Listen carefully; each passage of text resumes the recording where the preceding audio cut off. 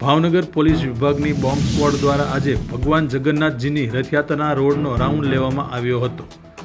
ભગવાન જગન્નાથજીની રથયાત્રાને અનુલક્ષીને પોલીસ તંત્ર દ્વારા તકેદારીના તમામ પગલાં ભરવામાં આવી રહ્યા છે. આજે રથયાત્રાના રોડ પર બોમ્બ સ્ક્વોડ દ્વારા તપાસ હાથ ધરવામાં આવી હતી. બોમ્બ સ્ક્વોડ દ્વારા રથયાત્રાના રોડમાં બની રહેલ બિલ્ડિંગો સહિતના સ્થળોએ તપાસ હાથ ધરવામાં આવી હતી. ભગવાન જગન્નાથજીની રથયાત્રાને હવે ગણતરીના દિવસો બાકી રહ્યા હોવાથી પોલીસ તંત્ર વધુ સતર્ક બન્યું હોય તેવું લાગી રહ્યું છે.